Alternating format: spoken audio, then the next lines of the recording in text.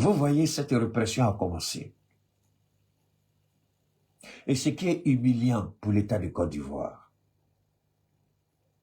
je vais vous raconter une petite histoire qui va vous permettre de comprendre ce pour la Côte d'Ivoire. Vous savez, en Côte d'Ivoire, ils ont l'habitude, Ouattara porte plainte, mais depuis qu'il est président, depuis qu'on dit qu'il est brave, si son pouvoir venait de Dieu, je vais vous donner des signes qui ne trompent pas. Même le petit pasteur appelé Sanogo, s'il a le courage de sortir et dire autre chose que ce que je dis, je jure sur tout ce qui m'est cher, l'Éternel va l'humilier. Il y a des gens sur lesquels il ne faut pas t'abuser. Je n'ai ni mosquée, ni église, ni lieu de prêche. C'est ici que je dis pour moi. Et c'est Dieu qui agit. Un élément simple de référence pour vous dire que le pouvoir de Ouattara est un pouvoir maudit. C'est un pouvoir terroriste, c'est un pouvoir criminel qui ne vient pas de Dieu. Mais quand un pouvoir ne vient pas de Dieu, ce n'est pas parce que ça ne vient pas de Dieu que Dieu détruit ce pouvoir sur le champ. Rappelez-vous de Nabucodonosor. Rappelez-vous, merci Espoir ma vie, merci pour la bonne compréhension. Nous prions Dieu que ton mariage soit rempli de bonheur et de grâce. D'accord? Et que ton mari continue de te rendre heureuse. Espoir ma vie, d'accord? Le pouvoir de Ouattara n'a rien à voir avec Dieu. Ça c'est un. Vous me dites, est-ce que le pouvoir de Trump vient de Dieu? Je vais vous répondre si vous écoutez bien. Alassane Ouattara, il porte plainte. Depuis qu'ils sont arrivés au pouvoir, toutes les plaintes de l'État de Côte d'Ivoire, à sa tête, le terroriste criminel et assassin Alassane Dramane Ouattara, ce pouvoir n'a jamais gagné un procès, même devant des petits journaux qui n'en valent pas la peine. Même des petits journaux qui n'ont même pas un chiffre d'affaires de 5 millions de francs CFA, ils n'ont jamais gagné de procès. Mais c'est en Côte d'Ivoire, curieusement, qu'ils gagnent tous les procès. Posez-vous la question. Et alors, est-ce que réellement ça vient de Dieu? L'Éternel est mon berger, je ne manquerai de rien. Il me fait reposer dans les verts pâturages. Il me dirige près des eaux paisibles, les verts pâturages, eaux paisibles, restaure mon âme. Il me conduit où? Dans les sentiers de quoi? De la justice. Ça, c'est Dieu. La justice. Permettez-moi de... Oh là là. Toi, je dois faire quoi avec toi pour que tu sois... Ah, c'est compliqué. C'est nouveau, je n'arrive pas à manipuler correctement ce truc-là parce que... Ok, c'est bon. Voilà, c'est bon. La justice. Quand vous regardez le pouvoir de Ouattara, je voudrais bien qu'on me dise où se trouve la justice ici. Où se trouve la justice dans tout ce que fait Ouattara. Je n'ai pas fini, hein? Écoutez bien. Je suis en train de régler ça, c'est... Voilà, le niveau là est bon. Ok, c'est bon. Alors donc, son pouvoir ne vient pas de Dieu. S'il y a un petit bâtard qui se dit pasteur ou prophète ou qu'il ait le courage de sortir. Parce que si je le maudis, je vous donne un délai de temps pour que son humiliation soit vécue et que vous soyez témoin pour voir. Si tu es garçon, voilà, je te demande pardon, il faut sortir pour m'attaquer ou me contredire. Je te demande pardon, il faut sortir. Avant que Dieu te frappe, il va t'envoyer d'abord une vision. Et puis ensuite, il va te frapper. Il va t'humilier. Si tu es garçon, tu es pasteur, tu es prophète là, il faut sortir contre tout ce que je suis en train de dire. Si tu es garçon. Alors, on attaque Gon, Lanciné, on attaque Johnny Pacheco, Sur la base de quoi? Du mensonge, de la manipulation. Ils mentent. Alors que quand votre pouvoir vient de Dieu, vous ne mentez pas. Vous vous tenez ferme sur la vérité. C'est pourquoi Ouattara n'a jamais gagné un procès, parce que c'est un menteur et ce qu'il prétend que ça vient de Dieu est absolument faux. Il n'y a rien de vrai dedans. Sinon, il aurait gagné des procès. En face du Ghana, il a perdu contre le même président qui est là. Oui, quand Gbagbo est tombé, c'est le président actuel là, qui a gagné là. C'est lui qui était le président intérimaire. Je crois que le président était mort, lui il a pris sa place pour terminer le mandat.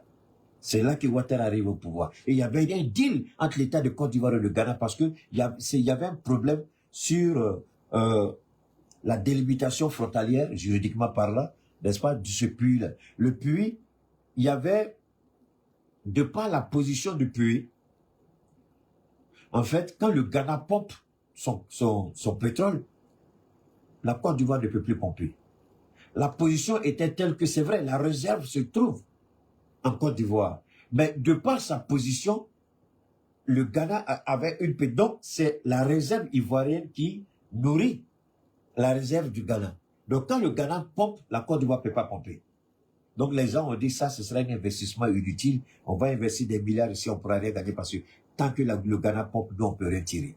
Donc, il n'y a pas eu, Gbagbo a jugé utile. Au lieu de dépenser l'argent bêtement, il faut négocier avec les Ghanéens pour avoir un pourcentage. Et c'est ce qu'ils ont fait. Ouattara arrive au pouvoir, Ouattara remet ça en cause. Et puis, il attaque le président actuel en justice. Il attaque le Ghana en justice. Et le premier verdict tombe, la Côte d'Ivoire perd. Ouattara va plus loin. Une deuxième fois, il perd. Donc la Côte d'Ivoire perd le procès face au Ghana. Donc l'argent même que le Ghana donnait à l'époque à l'État de Côte d'Ivoire, le Ghana ne donne plus. Donc le Ghana a tout récupéré. Et c'est là que quand le monsieur est tombé, son ami Nana Addo Akufo-Addo est arrivé. Je ne sais pas quel deal ils ont fait entre eux. C'est pourquoi il était beaucoup ami à ce gars-là. Il le manipulait. Donc le gars, je ne sais pas comment il s'est arrangé, il a commencé à s'enrichir.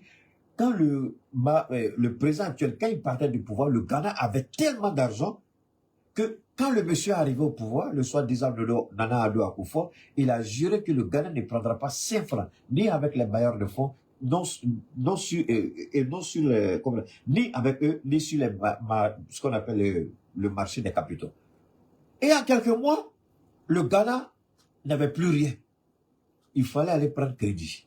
Il a commencé à prendre crédit. À tel point que le Ghana ne pouvait plus rembourser son crédit. Mais là, le Ghana payait sa dette avec de l'or. Et c'est Ouattara qui était à l'origine de ça. Est-ce que ça, c'est un pouvoir qui vient de Dieu? Non. Deuxièmement, Ouattara attaque tout le monde, de gauche à droite, et il perd tous les procès à l'international. L'un des premiers procès emblématiques, c'est quand on l'a accusé de voler 340 milliards du budget de l'État comme fonds de souveraineté. Il croyait que le journal qui a fait sortir l'information n'avait pas les documents. Alors qu'ils ont mis un système en place. Ils vont grignoter un peu sur tous les budgets. Ils vont grignoter un peu sur tous les budgets et puis constituer cela.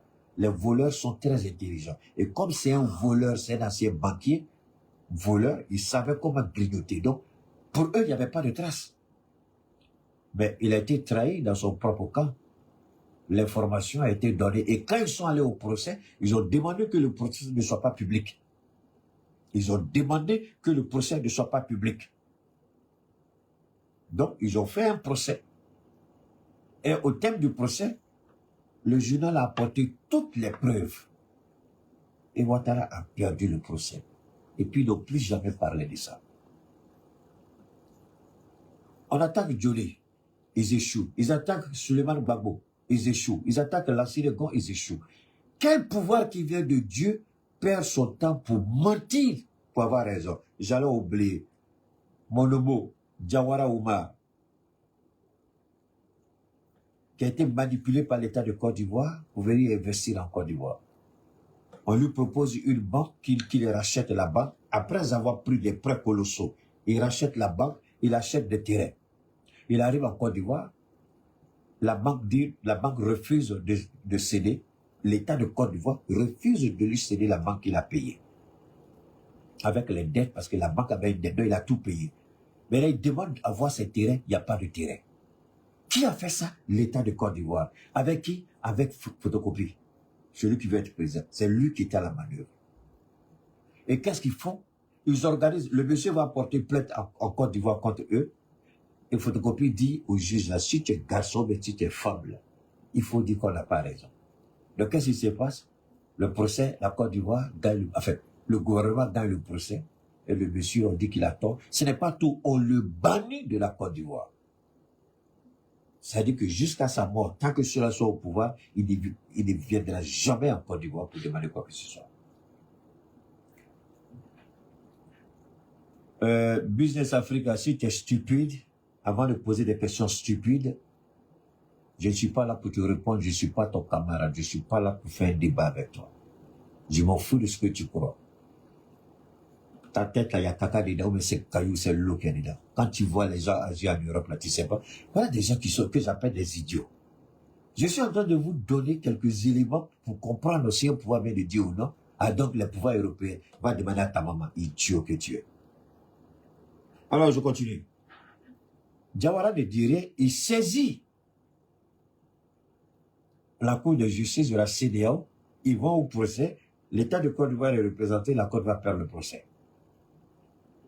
Et automatiquement, Ouattara, énervé, lors d'une de ses tournées, on l'a tous vu, il dit désormais aucune décision d'une juridiction internationale ne s'appliquera au Côte d'Ivoire.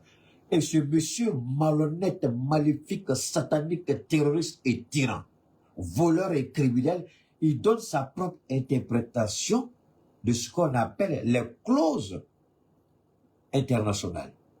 C'est-à-dire que les clauses internationales déterminent quand c'est validé par votre Assemblée nationale, donc le pays accepte de renoncer à une partie. Vous voyez, dans le il y a un bâtard qui est là que j'ai fait sortir de mon direct. Donc, on fait sortir, vous se comprenez, je répète, Ouattara donne sa propre interprétation de ce qu'on appelle les clauses internationales. Qui impose. Donc, je l'ai déjà, et quoi si, il est déjà parti, je l'ai déjà banni, c'est fini. Je l'ai déjà chassé de votre direct. Donc, qui vous disent qu'une partie de votre souveraineté, vous cédez une partie de votre souveraineté pour le droit international. Mais Ouattara dit non, désormais, lui-même, il va regarder. Si ça n'arrange pas la Côte d'Ivoire, il refuse. Si ça arrange la Côte d'Ivoire, il accepte.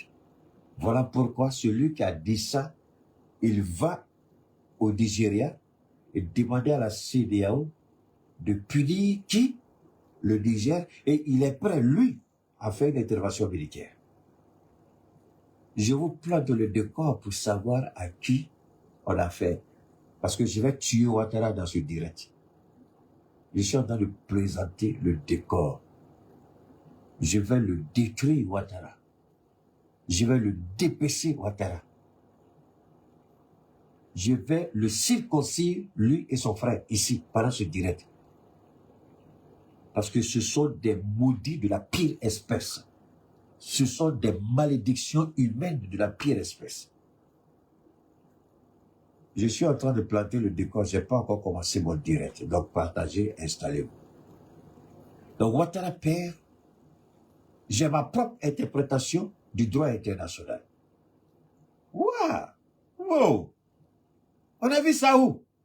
Donc, quand la Côte d'Ivoire a tort, ça ne s'applique pas. Quand la Côte d'Ivoire a raison, ça s'applique. Ça, c'est la malhonnêteté. C'est l'idiotie.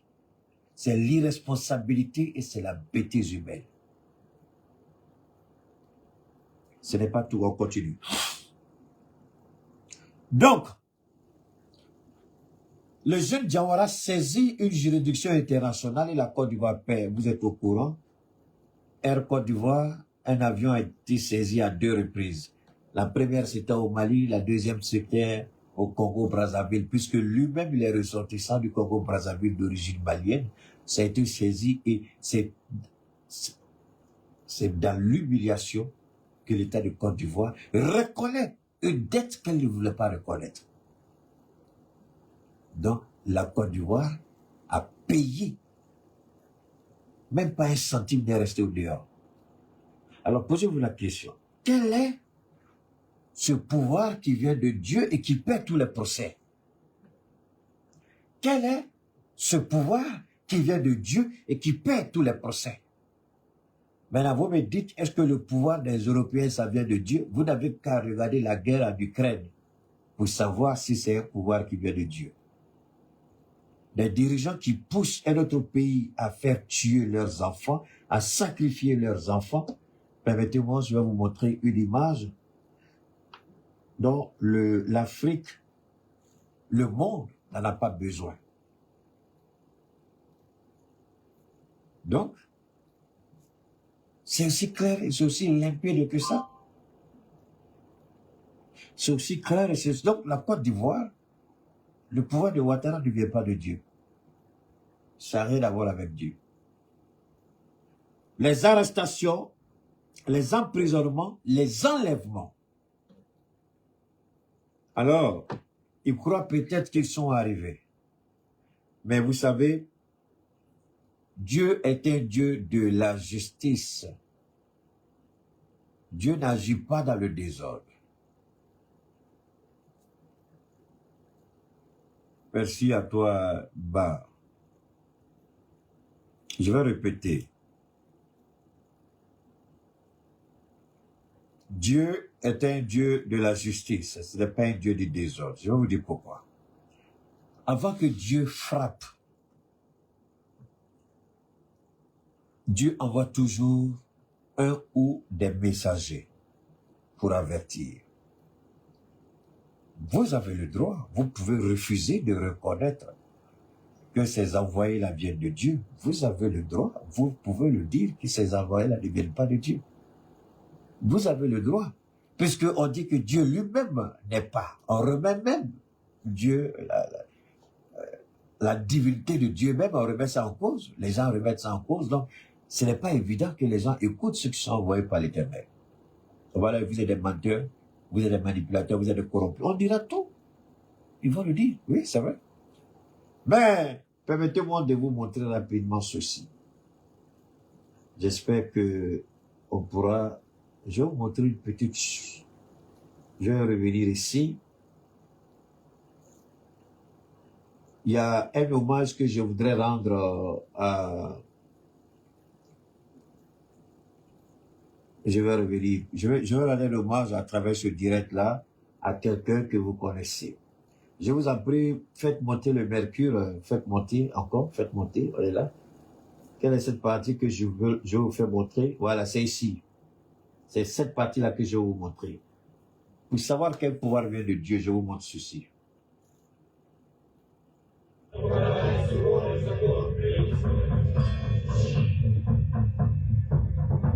J'espère que vous voyez tout ça. Voilà, regardez ça.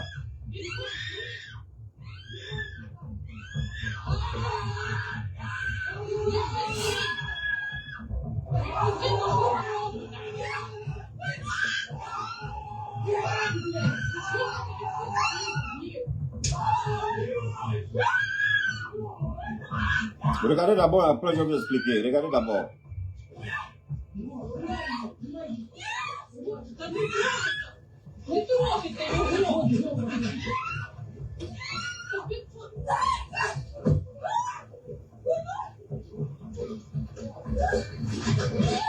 Ok. Ça, c'est le service secret ukrainien. Si le pouvoir vient de Dieu, Dieu se bat à vos côtés.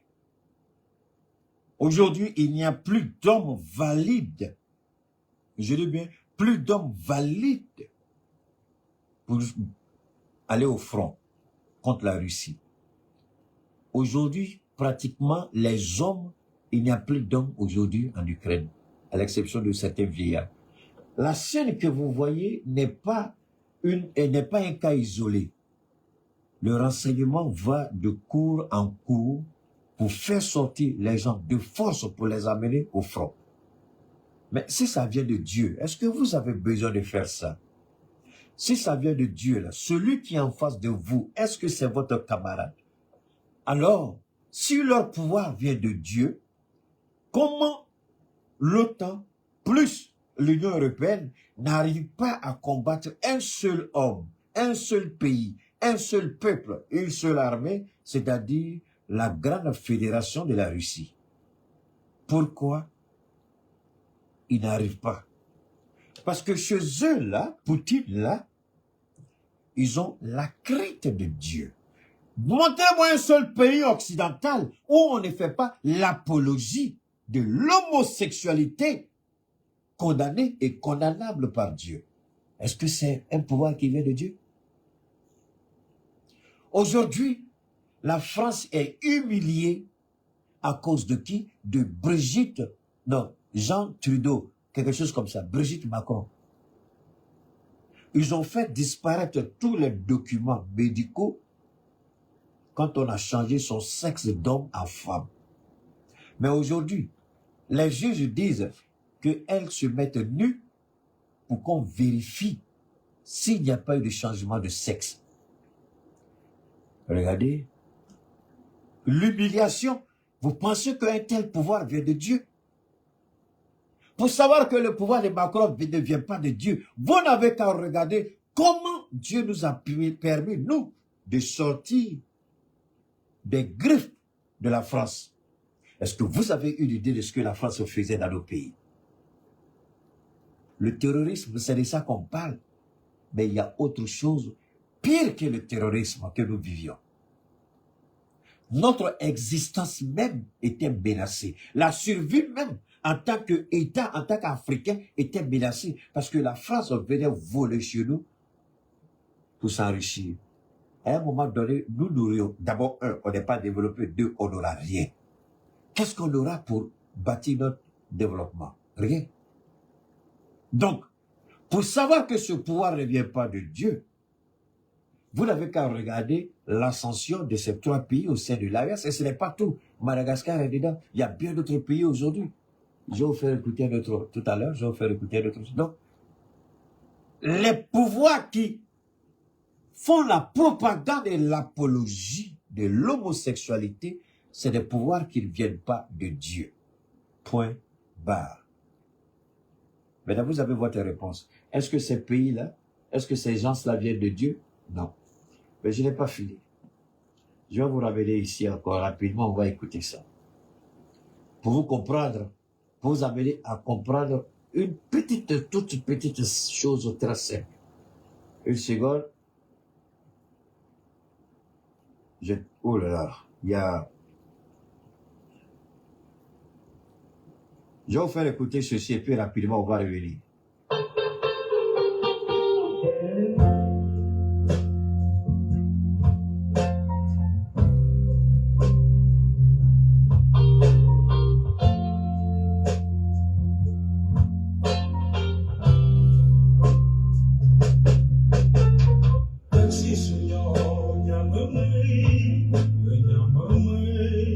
Je voudrais rendre un hommage à Baïs Pinto.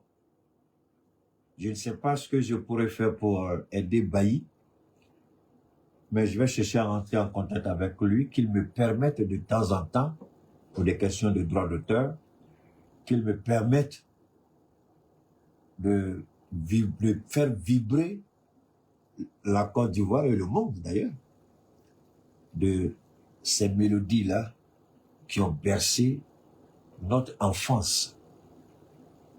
Baï, bon, Louga n'est plus, Baï est là, Isha est là. Je vais faire tout pour avoir le contact de Baï pour que je sois épargné des questions de droit d'auteur et puis faire des émissions époustouflantes sur Baïs Pinto. Il en a besoin. Alors donc, on va maintenant revenir à notre actualité. Ici, on va écouter ceci. Écoutez, hein.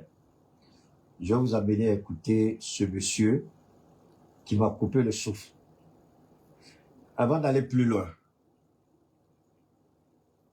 j'ai parlé de la petite fille à Djoukourou, là, avec ses dents tirées, là. Celle qui reçoit dans les tortues ninja, c'est pas ça? Je vais vous amener à écouter ça aussi. Écoutons ça aussi.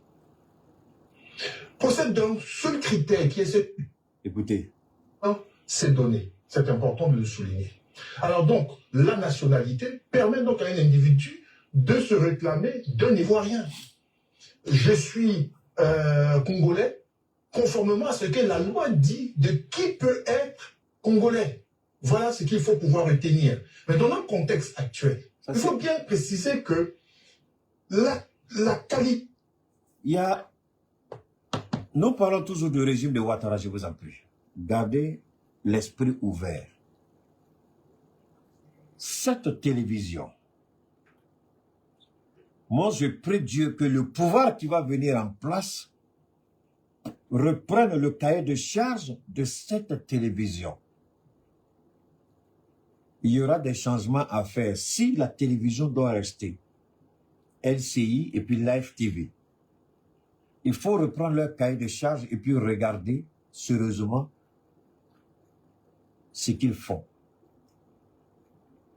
Je vois souvent les gens dire, bientôt la Côte d'Ivoire n'appartiendra plus aux Ivoiriens. La Côte d'Ivoire n'appartient plus aux Ivoiriens. Ça, c'est une étape grave, j'ai envie de dire gravissime. C'est vrai qu'on a des Congolaises, des Congolais, en Allemagne, en France, dans bien d'autres États, qui aujourd'hui arrivent à postuler à des postes électifs. Je suis tout à fait d'accord avec vous. Mais attention,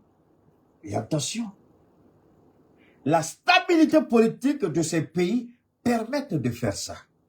Je répète, la stabilité politique de ces pays permet de faire ça.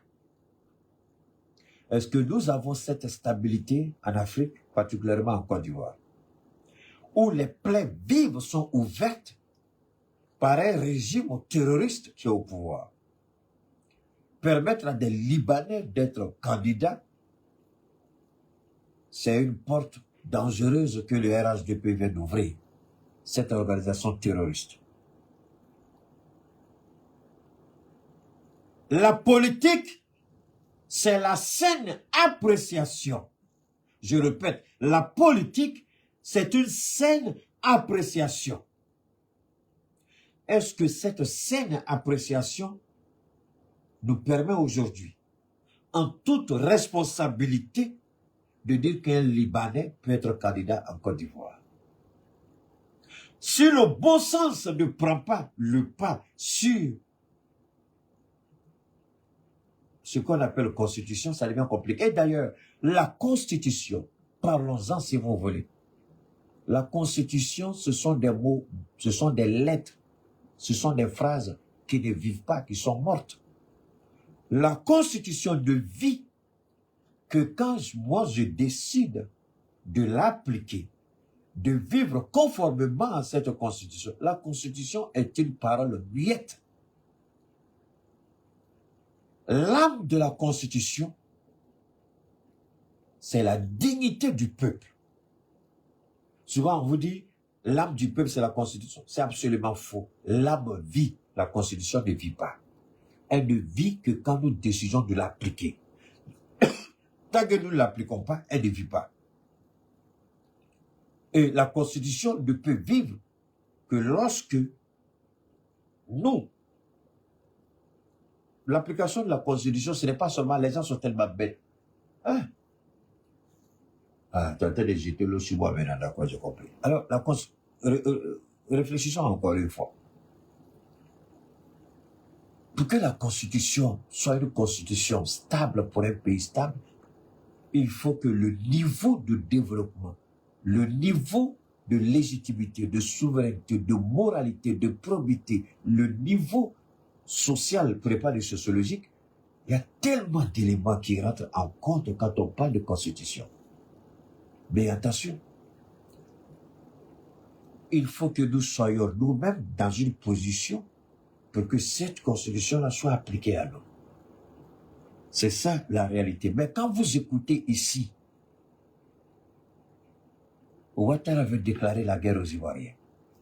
Pendant que vous empêchez des Ivoiriens dignes de ce nom d'être candidats, vous permettez à des Libanais d'être candidats. Montrez-moi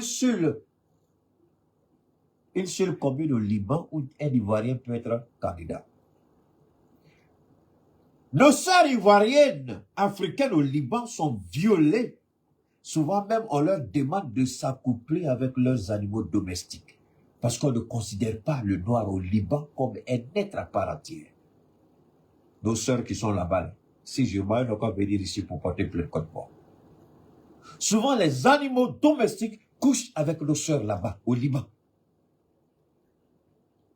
Qui a le courage d'aller, un Ivoirien, dit tu vas être candidat au Liban, le lendemain ils ont brûlé ta maison. Pourquoi on veut faire ça en Côte d'Ivoire? Parce que tu as la nationalité, mais ça s'arrête là. Pour le moment, on n'est pas prêt à voir. Si le pouvoir était un pouvoir juste, un pouvoir sincère et un pouvoir honnête qui permettait à tout Ivoirien, mais vous, c'est pas seulement, attention, des Libanais, attention, hein. Il y a des Maliens même, c'est-à-dire les Maliens qui nous insultent, là, les Maliens qui insultent Assimi Goïta, les Maliens qui chient sur leur propre pays, là, eux, ils sont candidats RHDP. Mais regardez bien, ces candidats dont on parle là, ce sont des candidats RHDP. Ce ne sont pas des candidats PDC, enfin je m'en fous de PDC dans tous les cas. Ce ne sont pas des candidats MPI ou PPAC, mais ce sont des candidats RHDP. Les Ivoiriens peut-être auraient pu accepter si le pouvoir était honnête et sincère. Pendant que vous refusez à des Ivoiriens d'être candidats, d'être éligibles sur la liste électorale, vous prenez des naturalisés ivoiriens, vous leur accordez des droits mieux que des propres Ivoiriens, nés de père et de mère eux-mêmes Ivoiriens. Alassane Ouattara vient de chier, comme dit Johnny Pacheco, il vient de péter dans le sens du vent. Il appartient aux Ivoiriens de dire qu'on va être des moutons à vie ou des chiens révoltés, puisque Ouattara traite les Ivoiriens de chiens. Accepter qu'un Libanais soit candidat en Côte d'Ivoire ou un Malien candidat en Côte d'Ivoire, moi je pense que la Côte d'Ivoire n'a pas besoin de ça. On n'a pas encore atteint ce niveau de stabilité. Ce niveau de stabilité n'est possible que quand le gouvernement lui-même envoie un signal fort, c'est-à-dire pas de discrimination. Mais quand vous faites la discrimination, vous refusez à des Ivoiriens d'être candidats et puis vous choisissez des soi-disant Libanais qui ont là. Alors, c'est pourquoi je dis, cette histoire de NCI, c'est la radio 1000 collines du Rwanda qui est là. Voilà ce qui va tuer le pays. Voilà ça va détruire la Côte d'Ivoire. Je vous le dis, ça va détruire la Côte d'Ivoire. On a vu des Congolaises qui sont députées en France. On a vu des Congolaises qui sont députées en Angleterre, en Allemagne. Mais leur discrimination n'est pas ce que nous voyons en Côte d'Ivoire. Moi, je n'aurais aucun problème avec ça si l'État de Côte d'Ivoire était honnête, si on ne faisait pas de la discrimination. Mais vous ne pouvez pas faire la discrimination et demander aux Ivoiriens de supporter ça. Ce n'est pas possible.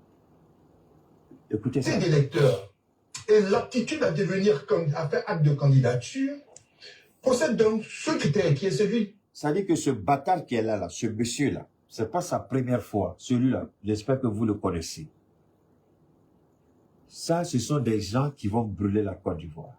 Il fait partie de ceux qui vont brûler la Côte d'Ivoire.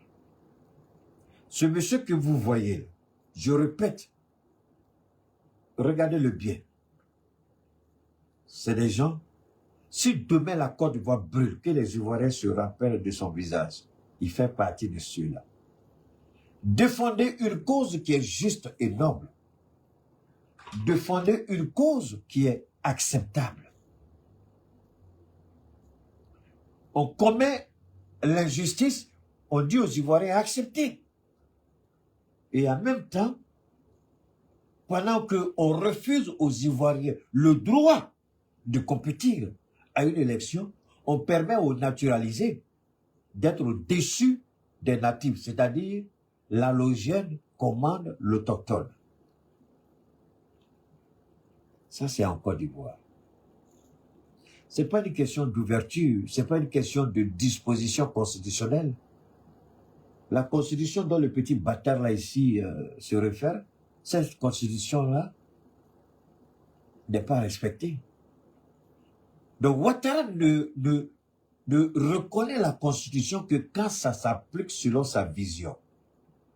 Mais une autre interprétation de la Constitution ne s'applique pas à lui parce que c'est quelqu'un qui est malhonnête, quelqu'un qui a dit cette Constitution dans tous les cas ne me permet pas d'être candidat. C'est Ouattara qui a dit. C'est lui qui a dit. Et puis après il dit, tu connais la Constitution mieux que moi. Voilà deux paroles qui sont de la bouche d'un maudit. C'est pourquoi je dis son pouvoir n'est pas de Dieu. Son pouvoir n'est pas de Dieu. Son pouvoir est un pouvoir satanique, démoniaque, luciférien.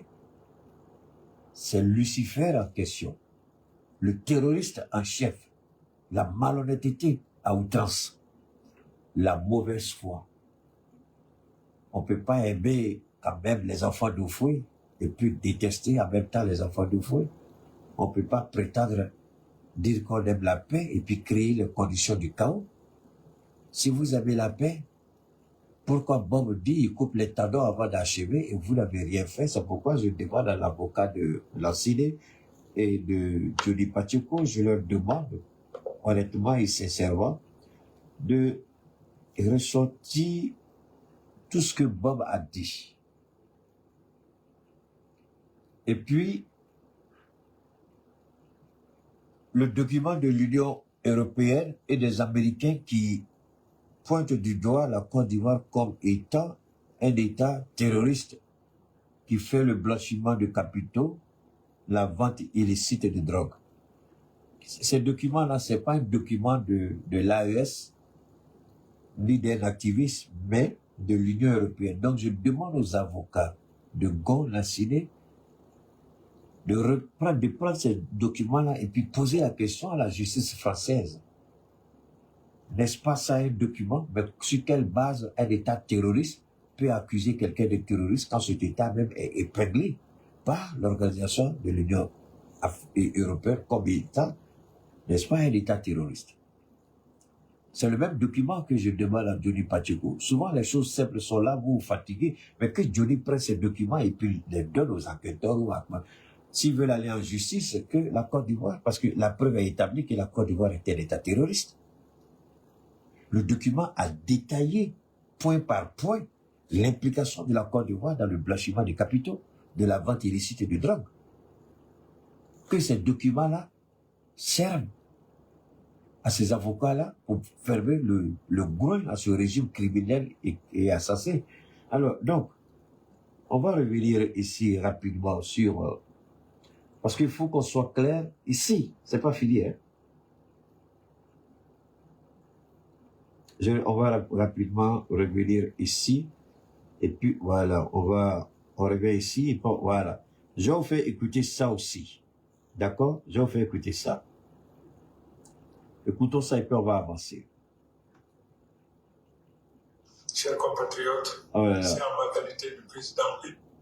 Dans une seconde, c'est Issa, le président du Cameroun, là, c'est lui qu'on va écouter rapidement. Dans une seconde.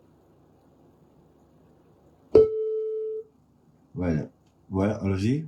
On va écouter. La République du Cameroun, que je prends la parole pour qu'en raison de l'extrême gravité dans laquelle nous nous trouvons, il est utile de porter à la connaissance du monde en général et des nations qui ont érigé la démocratie et le respect des droits de l'homme comme fondement de leur existence, porter à leur connaissance le fait que tout le peuple camerounais aujourd'hui se trouve le dos au mur, confronté à une menace existentielle de la part de ce régime qui pratique du gangstérisme d'État, qui terrorise nos populations, procède à des purges politiques, purges au faciès, purges dans toutes les régions de notre nation. Une situation inacceptable, intolérable. Écoutez bien. Dès lors qu'en dehors de toute procédure judiciaire, des dizaines, des centaines, des milliers de Camerounais sont arrêtés, incarcérés, persécutés. Je voudrais donc également attirer l'attention de tous les Camerounais. Pourquoi je vous fais écouter ce monsieur? Contrairement à Tidiane Thiam, qui fait la fuite en avant. Et je voudrais demander à notre jeune frère Gon Lansine, de ne pas vraiment trop s'afficher avec Tidjane Thiam. Je vais être honnête avec Gon. Je voudrais demander à Gon Lassiné d'éviter de trop s'afficher avec Tidjane Thiam. Parce que l'image de Tidjane Thiam associée à son image va ternir le combat qu'il est en train de mener.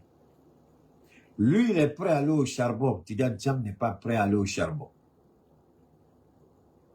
On a tous écouté Laurent Gbagbo quand il a parlé de balayage, de braquage. Il a pris le temps d'envoyer son épouse pour aller réconforter les parents des victimes. On n'a pas vu Tidjane Thiam faire ça. Il s'assoit peinard en France. Il veut aller à des élections pendant que des gens sont morts pour sa cause. Mais écoutons ici ce que dit Issa Tirova. Au lieu de tous ceux qui ont foi en Dieu, du sacrilège, de la profanation auquel s'est livré le président Biya lors de la soi-disant prestation de serment. Il va expliquer tout de suite quelque chose. Biya a osé. Vous savez, quand Dieu veut vous frapper, là, Dieu vous laisse aller à l'extrême gravité. Mais pendant ce temps, on va donner le conseil fatigué, vous n'allez pas écouter le conseil. Souvent, les gens, ils comprennent mal quand nous, on fait des références par rapport à la Bible. Souvent, les gens font des bêtises, ils ne comprennent pas trop ce que ça signifie. Pourquoi? Je vais m'arrêter là rapidement et puis je vais continuer. Je crois qu'il y a une information que je voudrais partager rapidement avec vous.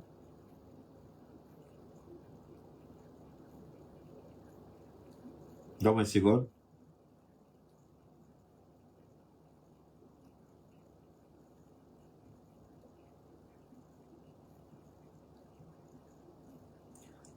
Alors, vous savez, rapidement,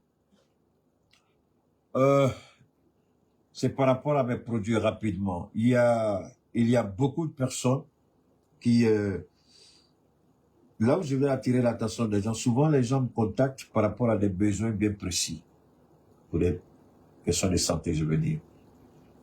On a fait, et puis je donne des informations. Souvent les gens disparaissent des radars. Et puis ils reviennent des mois après. Chez eux, peut-être, ils pensent que chez moi, les messages sont effacés, les messages sont là. Et puis, ils soulèvent d'autres questions. Je dis, mais attends, quand je regarde là, parce que ces temps-ci, je suis confronté à ça énormément.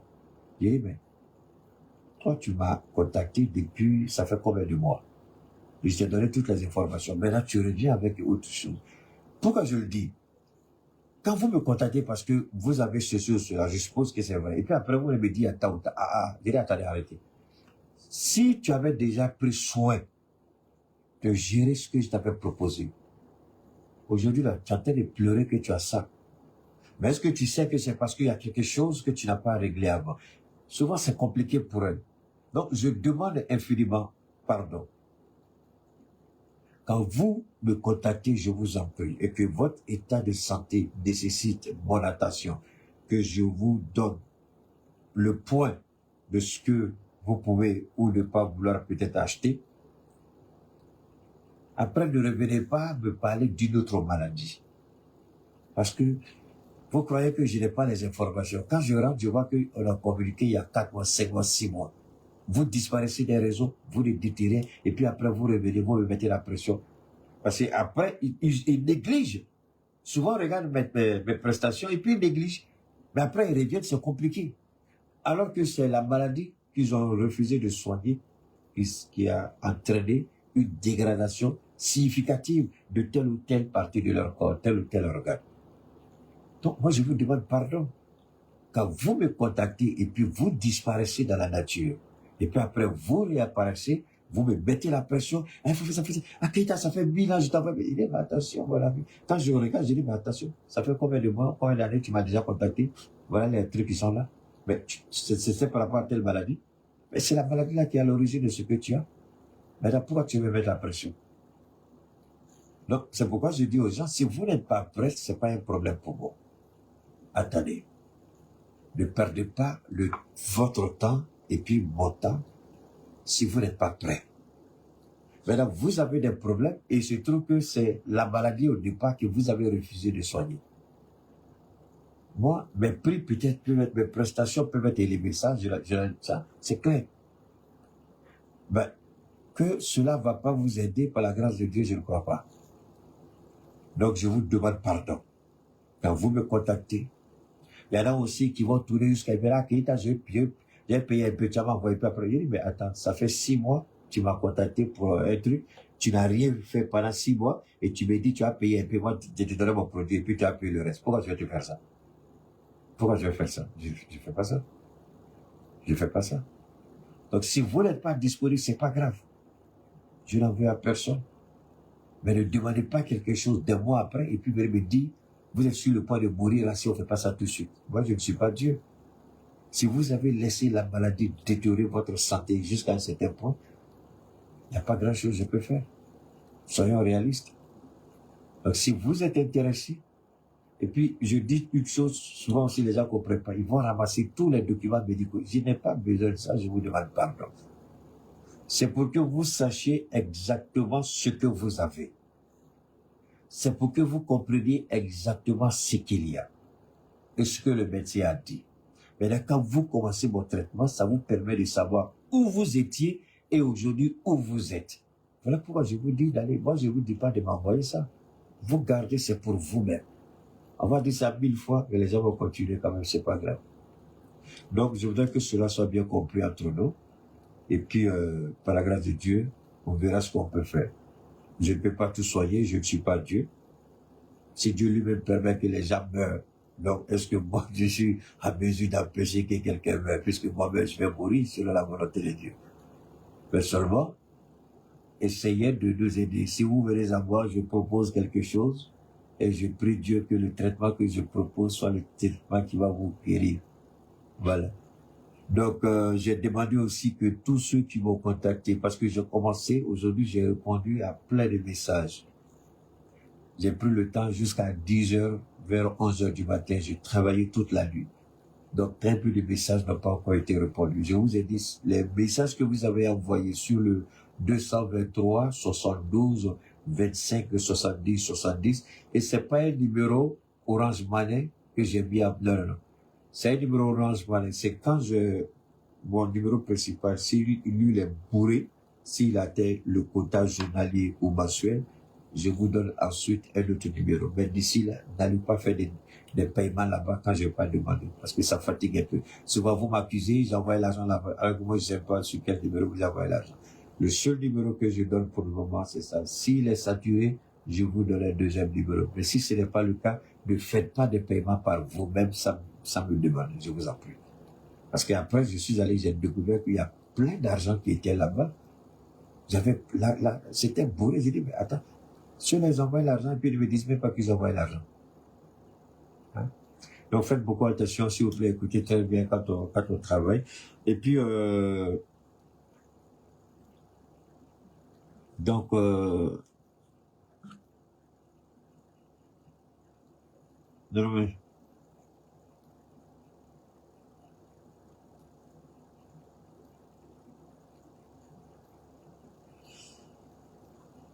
donc, on va aller, d'accord? Si vous envoyez des messages sur le numéro 223 72 25 70 70, s'il vous plaît, ramenez tous les messages là sur le numéro actuel là, 223 72 77 47 88. 223 72 77 47 88. Une dernière fois, 223 72 77 47 88. Je vous en prie, arrêtez les appels, c'est un numéro WhatsApp, envoyez un message WhatsApp et puis je vous réponds. Hein? Vous envoyez un message précis par rapport à votre préoccupation précise et je vous réponds. Et quand je réponds, si vous voyez que le montant vous pose un problème, vous avez la possibilité de faire des propositions de paiement. Mais quand vous disparaissez, vous les détirez, après vous revenez, vous dites, ah, Keita, ça va pas vraiment, si tu fais que je dis, bon, désolé, je suis pas Dieu. Je vais aller à mon rythme. D'accord? Je n'empêche personne, je n'impose rien, je vous fais une proposition, vous me faites une contre-proposition, comment vous pouvez payer, et puis on avance, c'est tout. Alors, on s'en va. Alors, maintenant, on va écouter ça pour terminer. Le monde entier sait que Biya n'a jamais été élu. La nation camerounaise dans son ensemble sait que Biya n'a jamais été élu. Mais qu'il se permette de poser la main sur la Bible au nom de Dieu. Il apparaît donc aujourd'hui à tout le monde que pour M. Biya, Dieu n'est qu'un instrument qui lui permet donc de réaliser. Vous avez compris. Donc, Paul Biya, malgré qu'il a 92 ans, va encore mentir sur la Bible. Paul Biya n'est pas un cas isolé. Est-ce que vous voyez? Je vais être clair avec vous. Paul Biya n'est pas un cas isolé. Paul Biya n'est pas un cas isolé. Alassane Ouattara est un autre cas. Parce qu'Alassane Ouattara trompe tout le monde. Pendant le mois de juin, on le voit dans Boubou. Alors que c'est un gars qui n'est jamais rassasié de viande de porc et de boire le vin. Le jour des grandes prières, vous le voyez en basin blanc. Mais quand nous on regarde tout ça, nous on rit parce que c'est une façade que Dieu ne permettra pas.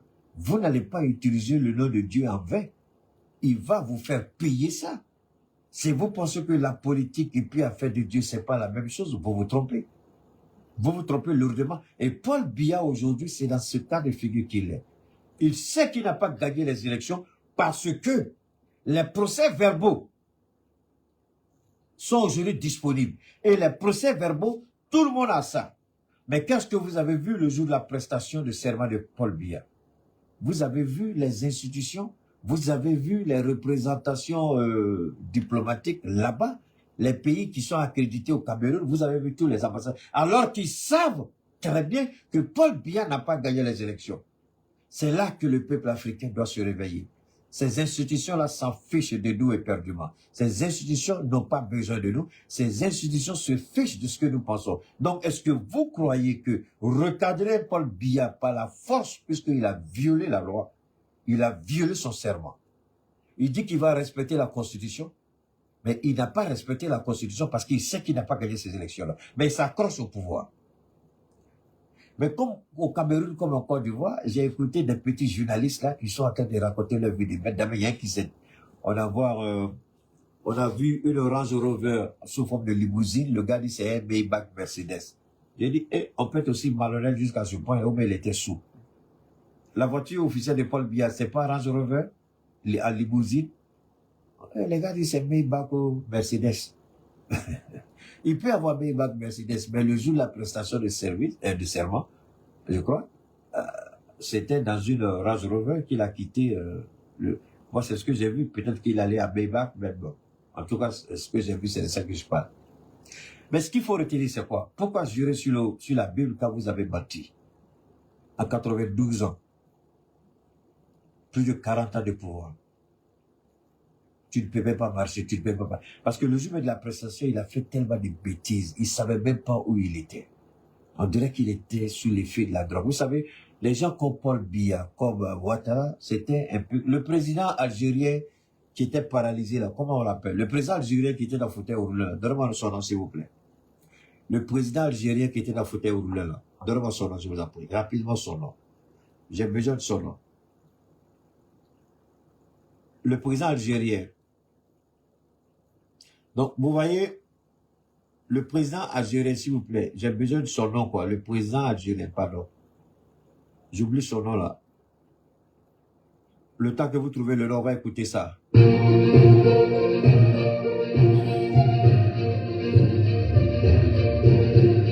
On a discuté. Ce débat, je l'ai soumis au CSP. Bon, je n'ai pas besoin de vous dire les résultats parce que le CSP, c'est un conseil pour la stratégie stratégique et politique. C'est pour me donner des conseils. On écoute, hein? On a créé cette structure.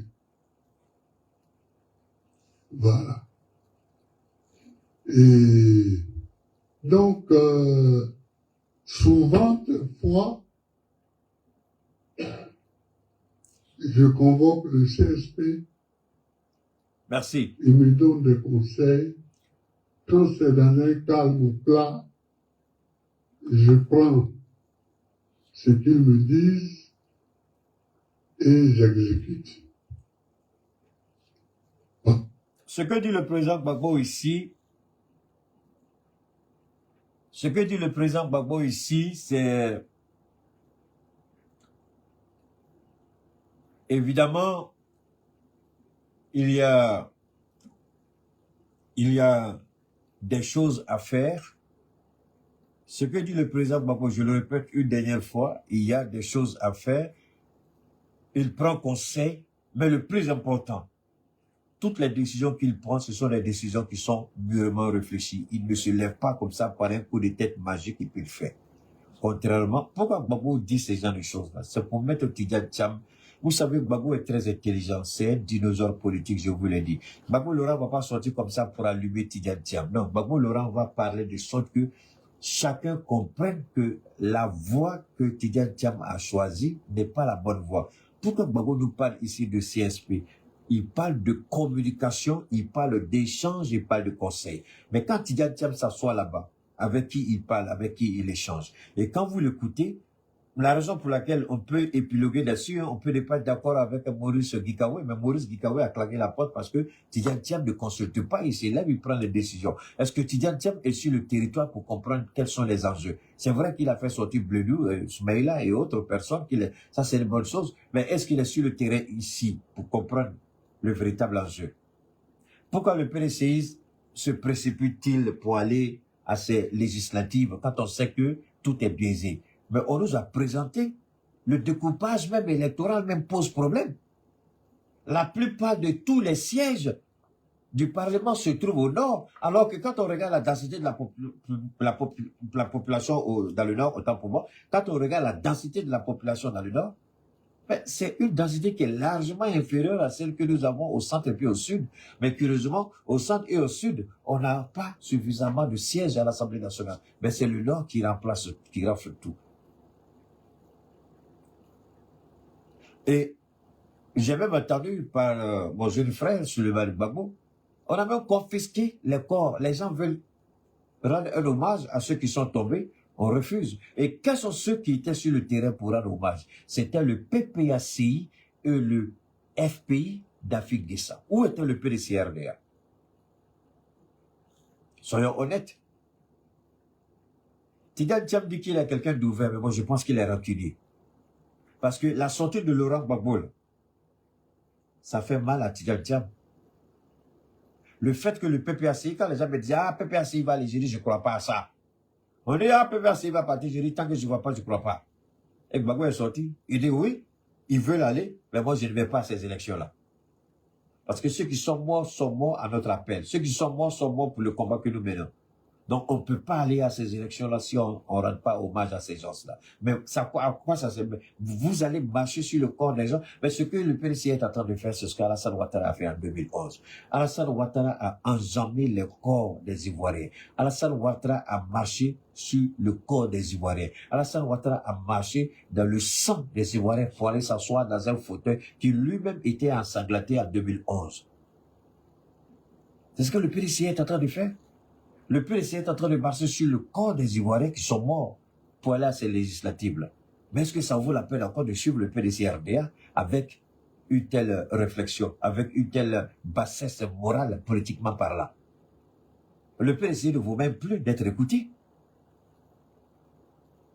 Ça, c'est quel fauteuil? Et puis d'ailleurs, en même temps, tu vas aller où même, Tidjane Thiam? Tu vas aller où? Tu n'es même pas sur la liste électorale. Quel est le sens de ton combat? Merci Bouteflika, c'est lui-là. Mais Bouteflika faisait la honte. Il était dans le fauteuil roulant.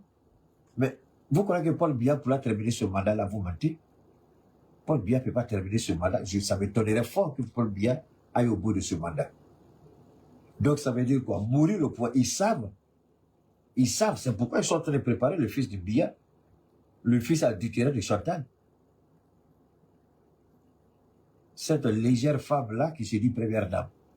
Parce qu'elle n'est pas prête. Parce que, vous savez, Paul Biya est pris dans un système, il ne contrôle rien. Moi, je pose la question à sa fille Brenda, peut-être que la drogue qu'elle prend, elle ne prend pas ça comme ça. Et attendez, c'est pas ma bouche de les piment. Brenda, elle se drogue, tout le monde sait. C'est pas ma bouche de les piment. Vous l'avez qu'elle a regardé, elle est jamais sobre. On a toujours l'impression qu'elle est dans les nuages quand elle parle. La langue est lourde dans sa bouche, le regard est figé. C'est des choses qu'on connaît. Quand elle parle, sa langue est lourde. Quand vous êtes sous influence, la langue est lourde dans la bouche, le regard est hagard, et c'est ce qu'elle est. Chaque fois qu'elle sort, c'est comme ça qu'elle est. La question, c'est de savoir si ces drogues de son papa, elle prend aussi, parce que pour que Biya soit comme ça, il faut qu'on le drogue. Il faut qu'on le drogue. Vous n'avez pas besoin de moi, vous n'avez qu'à demander dans les indiscrétions du pouvoir, ils vont vous parler de ça. C'est tout. Donc, ici, la réalité, elle est toute simple. Paul Biya, ils se disent qu'il va mourir cette affaire, dans ce mandat-ci, là. C'est leur souhait que Paul Biya meure pour qu'il soit enterré avec dignité. Et automatiquement, la Constitution ne sera pas respectée, hein, comme on l'a vu au Tchad, là. Non. Ils vont choisir son fils directement pour succéder à son père. Donc, ce qui fait que, à l'intérieur du palais présidentiel au Cameroun, quelqu'un m'a dit que vous perdez, vous là, vous menez le bon combat. Mais le Camerounais, là, c'est chacun qui veut manger. Chacun veut manger. Donc, Chantal, elle sait très bien qu'elle aura besoin de certaines alliances pour installer son fils. C'est-à-dire que elle aussi, elle veut mourir au palais. Son mari est mort, à sa qualité de première dame. Son fils prend le pouvoir, et puis elle reste la reine-mère au pouvoir. Alors, parce que cette réalité, il faut comprendre. C'est ce que Biya là, il ne vit plus. Un gars, prestation de service, il ne sait même pas où il était. Il posait même la question où il était. Je ne sais pas, il ne peut pas couper le micro, le gars qui était à côté de lui, il parlait, puis on l'entendait. Le micro n'était pas coupé. Il ne sait même pas ce qu'il faisait là-bas. Après, on lui donne le test, il faut lire. Il a lu un test, mais est-ce qu'il a compris ce que lui-même il a lu? On lui a présenté une Bible, est-ce qu'il a compris même qu'il était en train de jurer sur une Bible? Il n'était pas lui-même Paul Biya. Il était déconnecté. On veut forcer le peuple camerounais à croire que le monsieur va bien, il a toutes ses potentialités, toutes ses capacités cognitives, mais c'est absolument faux, c'est pas vrai.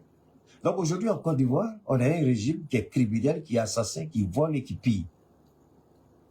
Et aujourd'hui, le régime en Côte d'Ivoire, même chose que le régime au Cameroun, qu'est-ce qu'ils sont en train de faire? Ils sont en train de préparer la succession et de Ouattara et de Biya. Au Cameroun, ils savent déjà qui va succéder à Biya. Enfin, si Issa Thioro laisse, parce qu'il dit qu'il leur donne 48 heures. Et il va donner l'ordre au peuple de descendre dans la rue. Est-ce que Tidjane Thiam est capable de faire ça? Moi, je pensais que Tidjane Thiam, il criait wow, wow, wow. Je pensais que c'est un chien qui a, un tigre un chien qui aboie, qui n'a pas de corps, qui n'a pas de griffes. Il n'a qu'un château de cartes, Tidjane Thiam, politiquement parlant. Je ne remets pas en compétence ses capacités professionnelles de banquier, non? Mais politiquement, il est nul. Tidjane Thiam, politiquement, il est zéro. Politiquement, il n'en vaut pas la peine. Politiquement, les Ivoiriens ne doivent même pas sortir pour ce monsieur-là. Parce qu'il ne reconnaît même pas le sacrifice des Ivoiriens. Il ignore même. Vous avez écouté le message du PDC-RDA. J'ai été clair. On n'a pas boycotté, c'est parce qu'on nous a exclus. Donc tous ceux qui ont manifesté, tous ceux qui ont boycotté, qui ont été arrêtés, qui ont été emprisonnés, qui ont été tués, c'est pas leur problème, ils ne vont pas présenter leurs excuses. Même si vous ne l'avez pas fait, indirectement, ils ont fait votre parole. Vous aurez dû reconnaître à ces Ivoiriens-là ce sacrifice. Et Thiam, tu as tapé poteau. Tu n'as pas été honnête. Et Gbagbo Laurent aujourd'hui, avec Afi Guessan, les deux en Côte d'Ivoire, Daniel Bodi Claverie, les trois, c'est eux qui vont mener ce combat-là, avec, il y a un autre monsieur d'une organisation de la société civile, j'oublie son nom, le collaborateur de Maître Bouga, Lui, il est resté en Côte d'Ivoire. Donc, souvent aussi, je vais vous dire, il y a des gens qui me contactent, qui croient que en Afrique, non, dans le Sahel, les gens veulent texter. C'est-à-dire que moi, je regarde les gens et puis je ris. Ah, Keïta, on voudrait passer par toi pour voir si les présidents de l'AES, là, ils peuvent nous armer, ils peuvent nous donner des armes, ils peuvent nous faire ceci, ils peuvent nous faire cela. Mais est-ce que vous êtes une bête? C'est bon, je vais vous dire, venez dans l'AES et puis allez voir Simi ou le capitaine ou et qui va vous donner des armes. Est-ce que dans votre tête, là, ça marche? Parce que j'ai dit, je vais soutenir tout ce qu'il fait, tout ce qu'il faut, parce que donc on pense que je suis prêt à entrer dans ce conflit militaire-là. Donc les gens croient que vous n'êtes pas plus intelligent que moi. Je vous regarde. Nous disons que les Ivoiriens doivent prendre leurs responsabilités. Nous, on n'a pas demandé à quelqu'un de venir nous donner des armes au Mali. On n'a pas demandé à quelqu'un de venir nous donner des armes au Burkina. Pourquoi pensez-vous qu'il faut forcément avoir des armes pour aller tuer Ouattara? Pourquoi vous ne demandez pas à la population? Quand ils viennent avec les idées déjà dit, hey, laissez affaire d'armes, je ne suis pas dedans. Mon combat, c'est le peuple. Le peuple, c'est la meilleure arme pour faire tomber Ouattara. Alors, si c'est pour faire tuer les Ivoiriens, 2-3 personnes, vous allez prendre des armes, et puis les Ivoiriens vont mourir là. Et puis, je vous connais que c'est moi, je vous dis, sauf que vous n'avez rien compris, vous ne me connaissez pas encore. Moi, je ne donne pas d'armes à quelqu'un, je n'oriente personne vers aucune de nos personnalités ou aucun de nos pays. Vous voulez que Ouattara tombe, c'est le peuple qui doit se lever contre Ouattara. Les Malgaches, on leur a pas donné des armes. Ils ont été tués. Les Tanzaniens, on leur a pas donné des armes. Ils ont été tués. Alors, pourquoi vous voulez que c'est dans l'AES à nous, le président va vous dire, venez, on vous donne des armes. Vous avez ça où? Non, on n'a pas d'armes à donner à quelqu'un. On va soutenir le peuple dans ce combat-là. Donc, si c'est ça votre idéologie, vous croyez que vous allez avoir Keïta qui va tomber dans votre piège, c'est que vous ne connaissez rien encore de Keïta. Vous ne le connaissez pas. C'est pas comme ça que je vois les choses. Moi, ce que je dis, c'est le peuple qui doit s'assumer. C'est le peuple qui doit dire non. Parce que Ouattara, j'ai écouté mon jeune frère Babokole, Ouattara, ils ont essayé d'envoyer des terroristes au Mali, mais ils n'ont pas regretté, avec des Ivoiriens, ils n'ont pas regretté. Actuellement, ils ont tous été envoyés au repos éternel. Je vous ai dit que nous n'allons pas nous amuser avec notre espace frontalier avec la Côte d'Ivoire.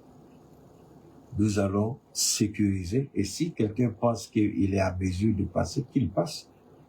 S'il pense qu'il peut faire quelque chose, ou qu'il passe, parce que on a allumé les terroristes jusqu'à Sikasso, dans les environs de Sikasso. On a nettoyé copieusement tout ce que Ouattara a armé et puis l'envoyé. Et tous. Tous, ils ont au repos éternel. Parce qu'il y a des armes qu'on a, je vous ai dit, ces armes-là, on va pas les utiliser maintenant. Mais sauf, si Ouattara, le jour que Ouattara pense qu'il, si les garçons là, même avec l'armée française qui est stationnée au nord de la Côte d'Ivoire, le sud du Psy, sont garçons, pas qu'à nous, on a un seul missile, on envoie là le camp militaire français là, dans le nord, c'est fini, on envoie tout le monde au repos éternel. Ils savent que nous, on ne calcule pas. Ils savent, c'est pourquoi je dis que si c'est la France qui contrôle votre renseignement, vous devenez le jouet de la France. Mais si la France ne contrôle pas votre renseignement, c'est fini. Vous devenez complètement souverain. Et puis vous faites ce que vous avez. Nous, aujourd'hui, personne ne contrôle notre renseignement. Donc ce que nos autorités ont, vous ne l'avez pas. Quand vous préparez, vous croyez qu'on n'est pas au courant, on vous laisse avancer jusqu'à un certain niveau, et puis ensuite on vous envoie en enfer, c'est tout. Donc, une fois de plus, merci aux forces de défense et de sécurité. Nous allons faire le maximum pour maintenir ce train-là, ce niveau-là. Alors, ce qu'il faut retenir, la Côte d'Ivoire est gouvernée par une organisation terroriste appelée le RHDP. On a vu une jeune dame là, et elle est en train de pleurer. Et moi, elle m'a fait rire, quoi. Elle est bêtée, ouais, ça même. Elle est en train de pleurer. Elle dit pourquoi elle Elle dit pourquoi elle n'a pas été... Et moi, ça m'a fait rire, quoi. Elle dit pourquoi elle n'a pas été choisie. Attendez, je vais vous montrer la petite fille bêtée, là. Elle m'a fait pitié. Elle a en train de pleurer sur le vin. Elle dit pourquoi elle n'a pas été... Attendez, je vais ramener ici. C'est que là, vous marchez comme ça. C'est ça là, vous dites, on va faire. Parce qu'on veut y arriver. Donc, ce qu'il faut savoir, c'est que les candidats qui ont été choisis sont les secrétaires départementaux. Parce que c'est pas ça qui est arrivé dans la France. Mais dans les critères, là, on est parti là, je pense pas que les critères, la secrétaire départementaux. Alors, ou bien le président a dit quelque chose qui n'était pas vrai. Et moi, je ne pense pas, parce que c'est un homme de parole. C'est un homme de parole. Bon. Quand il parle du genre, il parle de l'équité, il dit vrai. Et il y tient. Bon, pourquoi la femme là se... Je suis une femme. Pourquoi c'est... Je suis dans mon département. Je suis militante.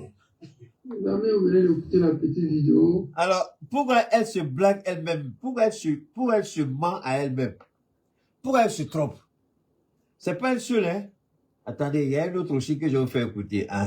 Voilà une autre aussi qui est là. Ce sont des gens qui ont déjà... Voilà une autre aussi qui est là. La Camara pour son appui constant. Ça, c'est une En autre. militant engagé. Je me mets entièrement au service. Ça, c'est... Et le secrétaire exécutif, le ministre, gouverneur, Cissé Ibrahim Bakongo, ça, c'est le traite. pour le cadre démocratique. Connais-tu fou? J'adresse mes vives félicitations aux candidats retenus et ma gratitude. Toi, tu es un petit minable. Il faut aller raconter ta vie de merde là-bas, connais-tu fou. Alors, ce qu'il faut retenir, un, le régime terroriste, tôt ou tard, va tomber. Moi, je ne suis pas de ceux qui vont vous dire demain ou après-demain, parce que le temps relève de la souveraineté divine, de la volonté divine, du plan divin de tout-puissant créateur Dieu lui-même. Donc, donner un délai, c'est parler à la place de Dieu. Moi, je ne donne pas de délai. Mais moi, je vous dis une chose qui est inévitable. La chute de Ouattara. La fin de Ouattara. Ça, soyez d'accord, soyez pas d'accord, marquez la date. Il va tomber. Qui va le faire tomber? Je ne sais pas. Comment il va tomber? Je ne sais pas. Quand il va tomber? Je ne sais pas. Mais une chose est certaine, il va tomber.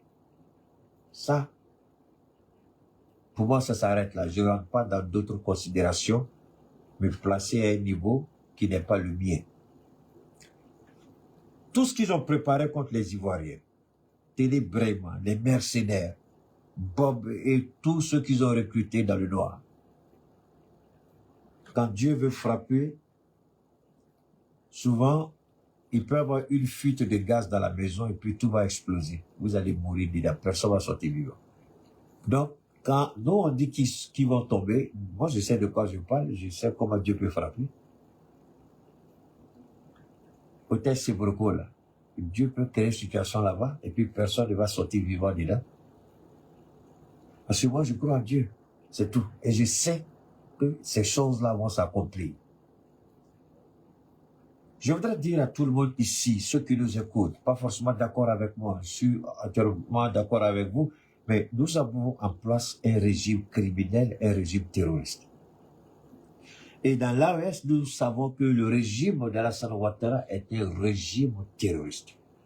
Et c'est en connaissance de cette cause, de cette situation que nos États dans le Sahel se sont organisés et continuent de s'organiser.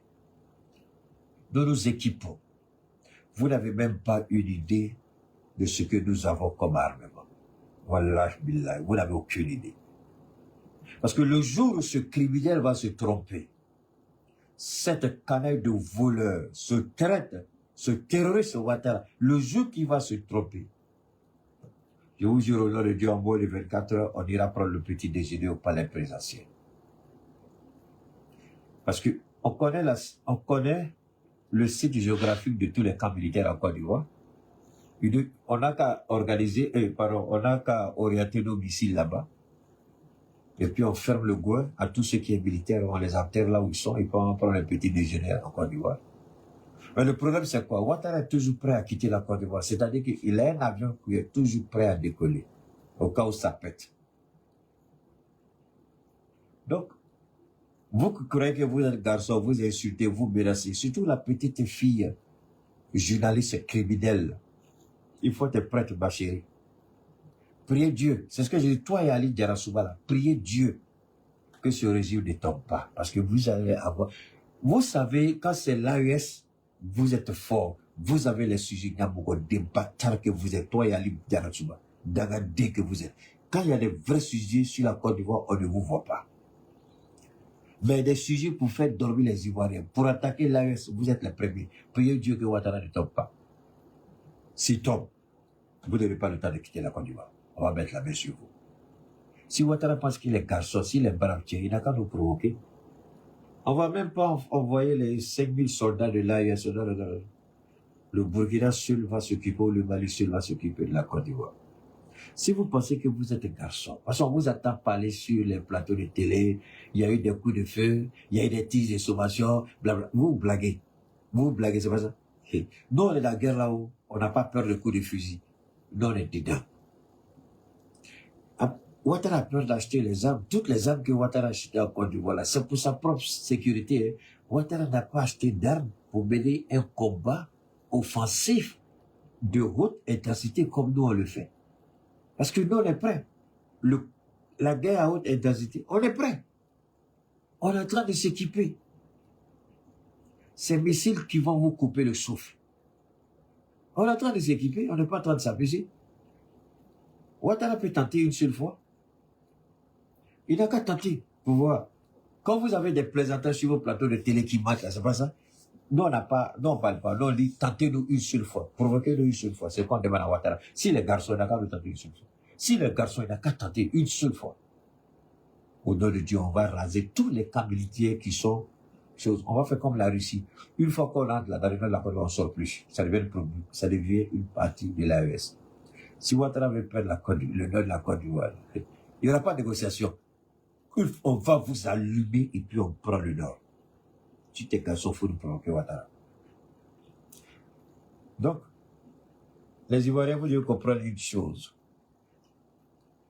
Croire que c'est des gens qui vont quitter au dehors avec des armes pour venir faire tomber Ouattara, ça n'arrivera pas.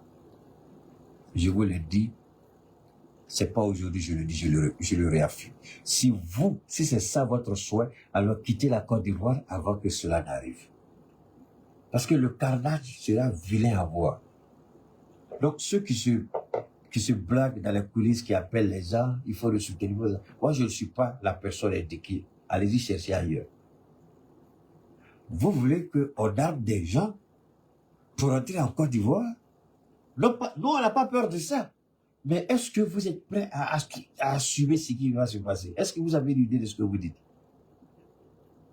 Que le peuple se lève contre Ouattara. Voilà la meilleure façon de faire tomber Ouattara. Alors vous voulez que nous on donne raison à Ouattara pour dire que, ah ouais, Soro Gueye est dans l'AES, donc c'est lui qui a l'origine de ça. Que vous êtes. C'est moi que vous pensez que vous allez avoir, vous que je suis un petit garçon de la dernière pluie, là. C'est ça que vous croyez? Et puis vous allez communiquer avec moi, enregistrer tout ce que j'ai à dire et puis utiliser ça contre qui? Vous croyez que je suis de la dernière pluie? C'est moi que vous voulez piéger? Réveillez-vous. Réveillez-vous. Vous croyez que je suis... C'est-à-dire qu'avant même de venir à moi, là, je sais déjà ce que ténébrement dans la tête. Quand je vous dis juste, je dors là où vous êtes caché, vous n'avez pas encore compris. C'est moi que vous voulez manipuler, c'est moi que vous voulez avoir la bouche et puis blablabla. C'est moi. D'accord? Ouattara va tomber, c'est les Ivoiriens qui ont fait tomber Ouattara. Personne ne quittera dans l'AES pour faire tomber Ouattara. Mais cependant, s'ils nous provoquent, si les garçons, si bandent comme Tamaourou, je ne sais pas si bandent comme, en tout cas, si bandent comme Tamaourou, même si bandent pas, il n'a qu'à essayer. Il n'a qu'à essayer. Défilé de mode là, qui font pendant la fête d'indépendance là, c'est ça qui vous effraie là. Parce que pour nous, ça c'est défilé de mode. C'est pas défilé militaire, c'est défilé de mode. Vous défilez avec des avions empruntés, avec des chars loués, Et c'est nous que vous voulez effrayer. Quelqu'un qui est né dans la guerre, qui vit dans la guerre, qui fait la guerre, c'est cette personne-là que vous voulez effrayer. Hein? On dit, est-ce que est-ce que Baran peut effrayer une femme enceinte? Elle a vu quelque chose de plus puissant que ça. Est-ce que Baran, là, ça peut effrayer une femme enceinte? Elle a vu quelque chose de plus puissant que ça. Ça, c'est pas moi, c'est Alpha Blondy. Donc, nous, on vous dit ceci.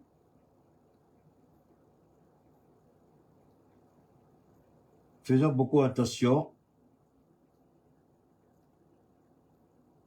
Si vous pensez que vous êtes fort, venez vous frotter à l'AES, militaire ivoirien à la sorte de Ouattara, venez vous frotter à l'AES, vos frères garçons là, laissez la population civile au menu là, laissez-les. Ouattara a confisqué le corps, c'est pas ça? Mais Ouattara va regretter pourquoi il a confisqué le corps. Ouattara va regretter. Est-ce qu'ils n'ont pas eu l'idée de ce qui est arrivé à Amadou Bon Coulibaly, qui avait confisqué le corps du jeune Soro Kogno à Korogo? Vous voulez faire autopsie, mais pourtant vous n'avez pas fait autopsie sur le corps d'Alino Faso. C'est pas ça? Il y a eu tellement d'occasions pour que vous fassiez des autopsies, vous n'avez jamais fait. Et les gens veulent atterrir leur mort à Yamoussoukro, vous dites que vous allez faire autopsie. Tidja Diam, que ta trahison soit ton prix. Hein? Tidja Diam. Fais beaucoup attention à ce que tu fais, Cheikh Tidja Diam.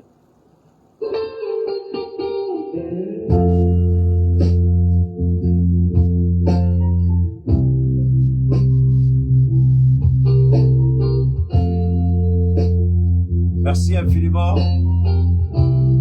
à toutes et à tous. Merci infiniment à toutes et à tous. N'oubliez pas, si vous êtes intéressés par rapport à nos produits, les produits, bien entendu, TTP, les produits CAD, c'est-à-dire compléments alimentaires, dans la gamme d'AMSA, comme dans les produits que nous proposons, que ce soit la colopathie. Surtout, je voudrais demander aux femmes qui sont beaucoup constipées. La constipation n'est pas une bonne chose pour l'homme en général, particulièrement pour la femme. Donc, un nettoyage corporel et digestif, c'est important. Le nettoyage par le sang, à travers nos produits, évidemment, le CAD12, c'est le 12 combiné au TTP40 qui fait la belle ivoirienne. Et la belle ivoirienne, c'est ce qui permet à Keïta. Et moi, je ne prends même pas ça tous les jours, et moi, je prends ça rarement. Je dis bien rarement, je prends ça rarement. Donc, je pense que vous voulez avoir une santé vraiment impeccable, un corps sain dans lequel sera votre esprit sain.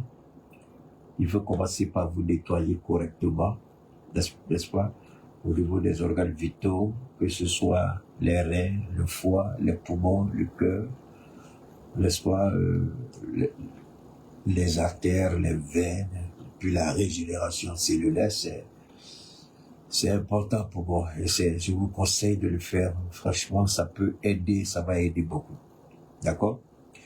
Donc, si vous êtes intéressé, et puis évidemment, je le répète une dernière fois, quand vous contactez Keïta avec des besoins précis, je vous en prie, ça ne sert à rien de faire des mois et des mois.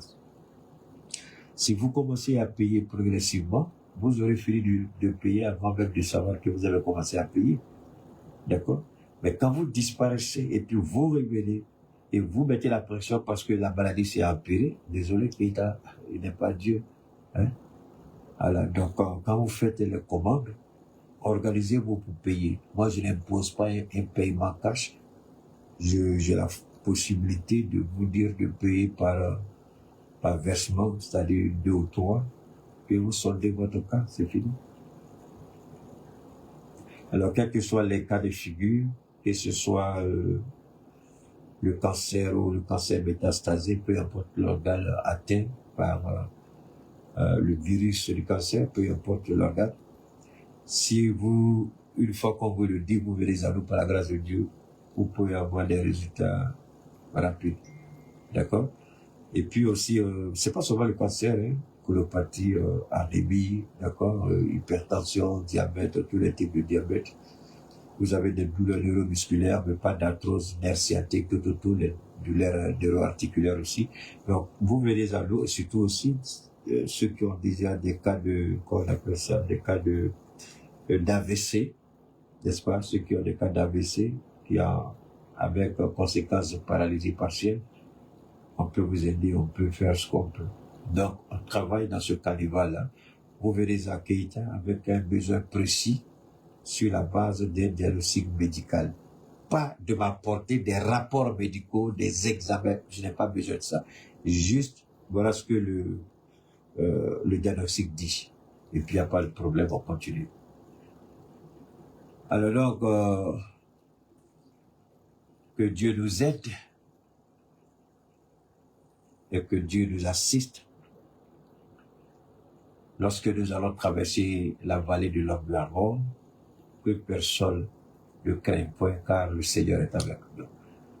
Donc c'est le 223, 72, 77, 47, 88. Je répète, 223, 72, 77, 47, 88.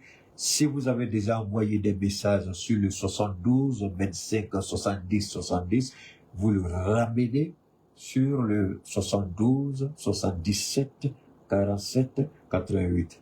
Merci infiniment à toutes et à tous. D'accord? Et on garde le contact par la grâce de Dieu. On sera ensemble. D'accord? Voilà. Merci infiniment à toutes et à tous. Merci beaucoup.